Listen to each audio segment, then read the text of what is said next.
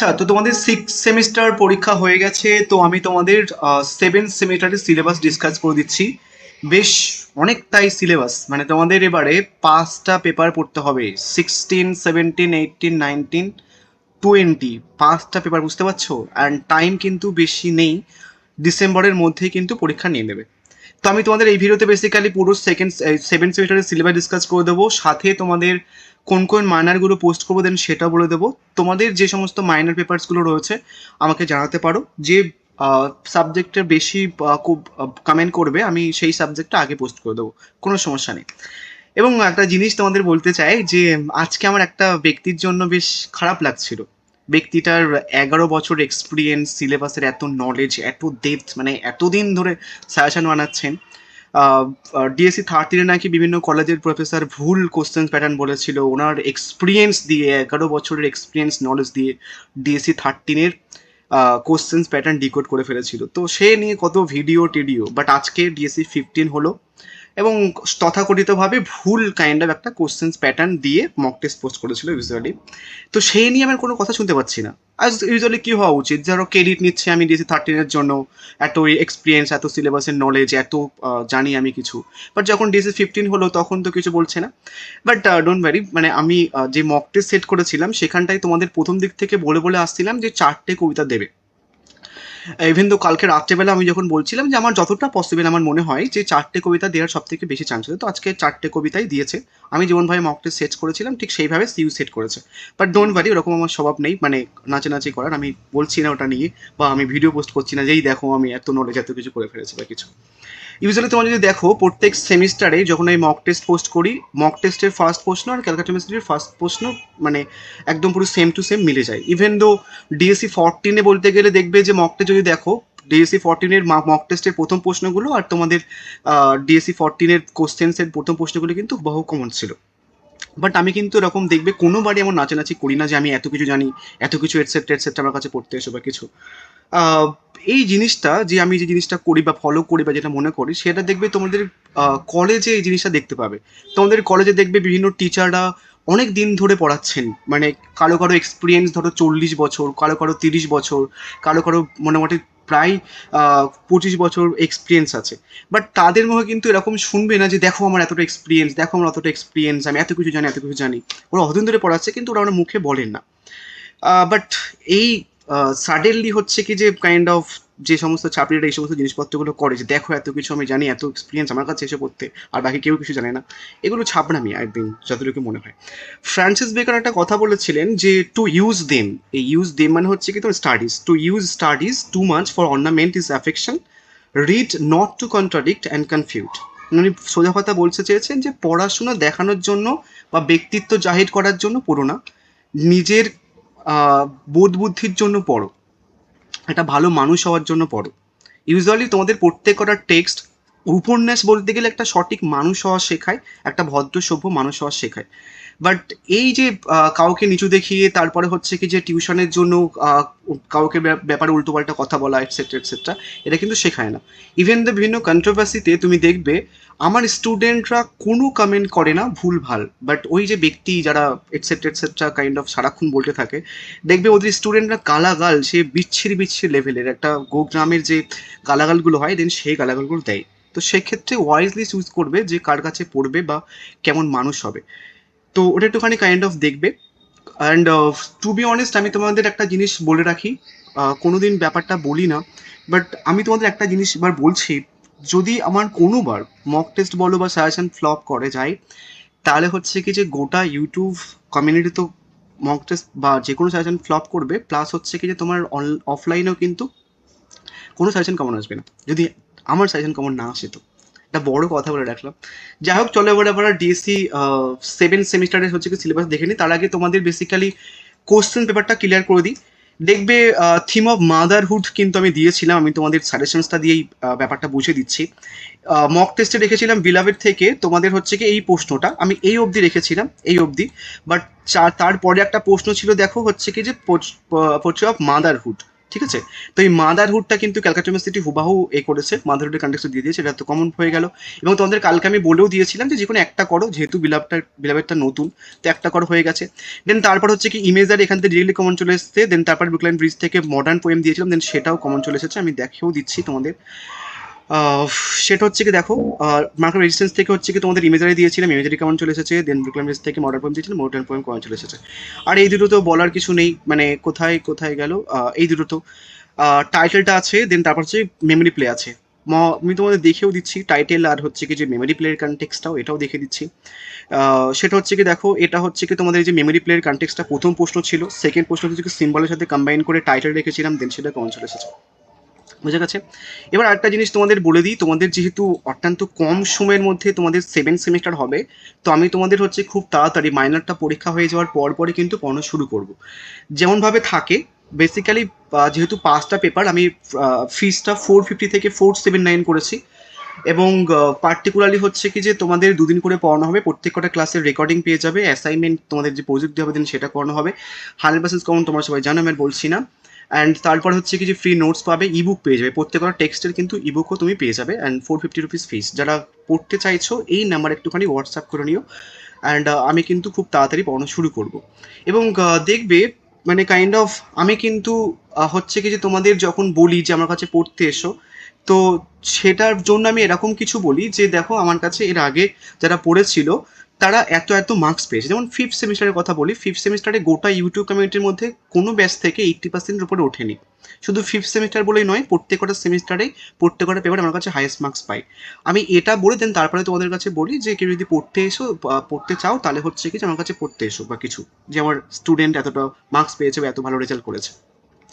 আমি কিন্তু এটা বলি না যে অন্য একটা টিচার সে সেকেন্ড সেমিস্টারে ভুল সাজেশন পোস্ট করেছিল, ডিএসসি 7-এ হচ্ছে কি যে তোমাদের as an epic Paradise Lost as an epic কোশ্চেন্সটা এসেছিল, দেন তোমাদেরকে ভুল বোঝানো হচ্ছে যে এপিক আর হচ্ছে কি ইনভোকেশন সেম। তোমাদের মনে আছে ডিএসসি 7-এ ওর সাজেশন ফ্লপ করে যায় ওই ব্যক্তির সাজেশন, দেন তারপরে বলেছিল যে অ্যাজ অ্যান এপিক আর হচ্ছে কি যে ইনভোকেশন সেম, মানে নলেজ নেই, লিটারেচারের কোনো ব্যাপার স্যাপার নেই।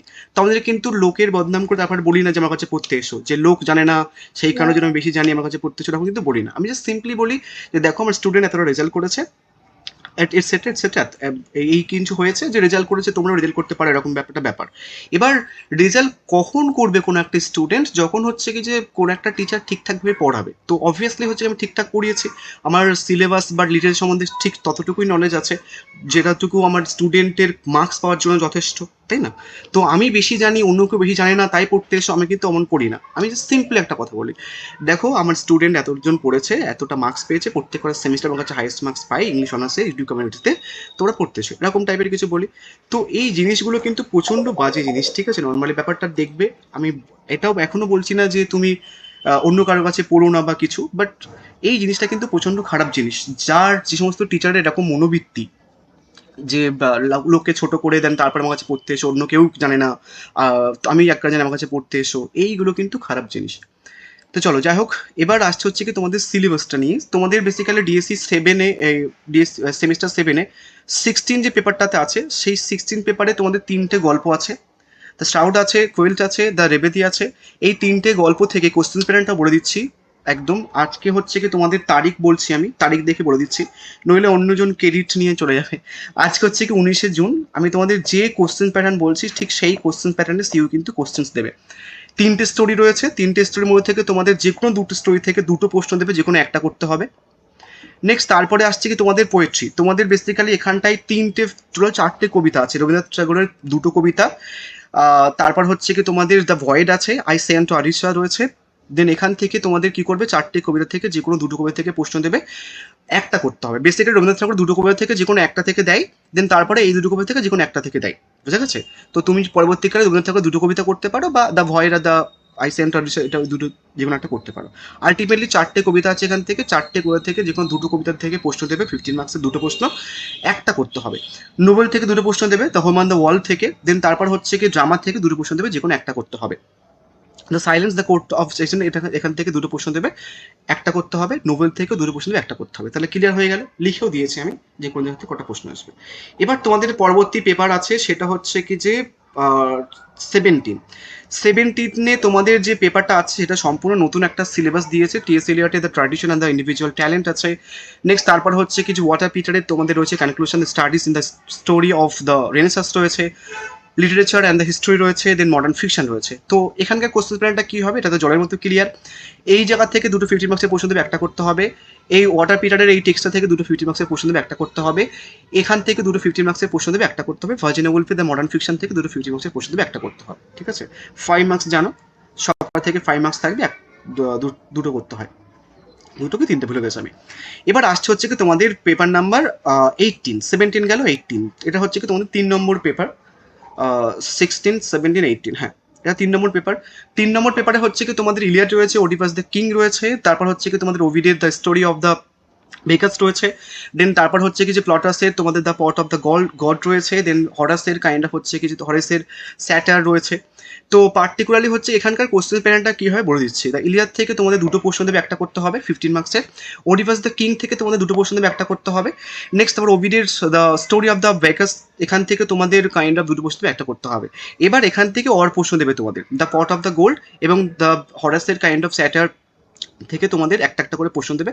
প্লটাসের দ্য মানে এই যে প্লটাসের the pot of the gold এবং হচ্ছে কিছু হরেসের স্যাটার, এই পয়েন্ট এই টেক্সটটা থেকে তোমাদের একটা একটা করে প্রশ্ন দেবে, এই দুটোর মধ্যে থেকে যে কোনো একটা করতে হবে।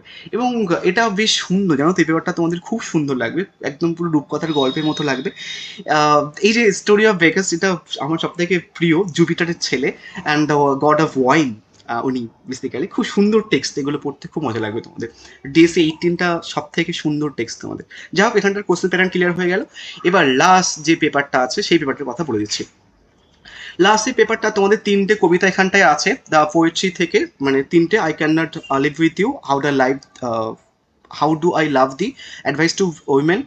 এখান থেকে তোমাদের দুটো কবিতা দেবে, যে কোনো একটা করতে হচ্ছে। তাহলে কি বললাম, পোয়েট্রি থেকে তোমাদের দুটো কবিতা দেবে, একটা করতে হবে, ভালো করে মনে রাখবে, ঠিক আছে। নেক্সট তারপরে ফিকশন, তোমাদের টোটাল এখানটায় ফিকশন আছে 3টে, আগে 4টে থাকতো, এখন 3টে আছে। এই ফিকশন থেকে তোমাদের টোটাল প্রশ্ন দেবে, 3টে প্রশ্ন দেবে, যে কোনো দুটো করতে হবে, লিখতে হবে দুটো, মনে রাখবে কোশ্চেন প্যাটার্ন। ফিকশন তোমাদের উইদারিং হাইটস রয়েছে, দ্রৌপদী রয়েছে, ব্লিস রয়েছে। উইদারিং হাইটস, দেন তারপরে দ্রৌপদী এবং ব্লিস, এই 3টে থেকেই তোমাদের 3টে প্রশ্ন দেবে, যে কোনো দুটো অ্যান্সার করতে হবে ফিকশন থেকে। নন ফিকশন তোমাদের আমার জীবন রয়েছে, ভেনিকেশন অফ রাইটস অফ উইমেন রয়েছে। এখান থেকে তোমাদের একটা প্রশ্ন দেবে, আর এখান থেকে একটা প্রশ্ন দেবে, যে কোনো একটা অ্যান্সার করতে হবে। কোশ্চেন প্যাটার্ন ক্লিয়ার হয়ে গেল, সমস্ত কিছু ক্লিয়ার হয়ে গেল, আশা করি সমস্ত কিছু বুঝতে পেরেছো। অ্যান্ড আর একবার বলে দিচ্ছি, তোমাদের এই ডিটেলস একটুখানি দেখে নিয়ে এই নাম্বার একটুখানি হোয়াটসঅ্যাপ করতে পারো। আমি তোমাদের অ্যাটলিস্ট একটা জিনিস করতে পারবো, তোমাদের মার্কস পাওয়াতে পারবো, কাইন্ড অফ ওই রকম ভুলভাল টাইপের জিনিসপত্র, গ্যাজেট জিনিসপত্র না দিয়ে। ইউজুয়ালি তোমাদের বলেছি ফার্স্ট টু ফিফথ সেমিস্টার অব্দি, even though fifth semester result দেখতে পারো। গোটা ক্যালকাটা ইউনিভার্সিটিতে যারা যারা ইউটিউবে পড়ায় অনলাইন ব্যাচে, শুধু আমার কাছে বাদ দিয়ে, মানে আমার কাছে 80% বা 75% উপরে পেয়েছে। আদারওয়াইজ কোনো ব্যাচে অনলাইন সেগমেন্টে 80% উপরে কেউ পায়নি, 75%-এর উপরে কেউ পেয়েছে বলে আমার মনে হয় না।